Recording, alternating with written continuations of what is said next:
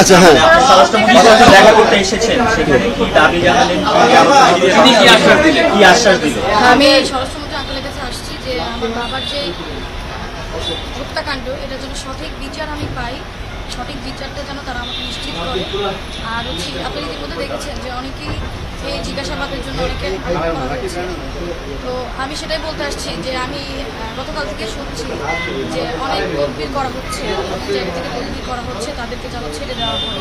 তো আমি সেই বিষয়টাই বলতে আসছি যে সঠিক তদন্ত করে কোনো তদবিরের চাপে পড়ে যেন আমার বাবার এই হত্যাকাণ্ড নৃশংসভাবে নির্মমভাবে যে হত্যাকাণ্ড আপনারা জানেন সেটিকে যেন বন্ধ করার চেষ্টা না করে, এটি যেন কোনো চাপের মুখে পড়ে সঠিক তদন্তটা যেন বন্ধ না হয়। আমি এই সঠিক বিচার চাই।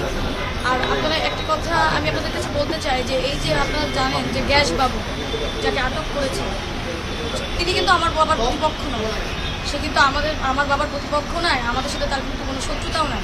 তো সেক্ষেত্রে আমার অনেক প্রশ্ন মনে যাচ্ছে যে আমরা যে দেখছি যে 17 তারিখে তার সাথে হচ্ছে ভাঙাতে দেখা হয়েছে, সেখানে নাকি একটা টাকা দেওয়ার কথা, লেনদেনের কথা শোনা যাচ্ছে, যেটা আমরা নিউজের মাধ্যমে শুনছি। আমার প্রশ্নটা হচ্ছে এই টাকার যোগানদাতা কে এই টাকাগুলো দিয়েছে, কে করিয়েছে, কেন করিয়েছে? আবার আপনারা এটাও দেখেছেন যে 3টি ফোন হারিয়ে গেছে বলে সে তাকে আটক করার আগের দিন সে থানায় গিয়ে জিডি করেছে। একটি মানুষের 3টি ফোন একই দিনে কিভাবে হারায়।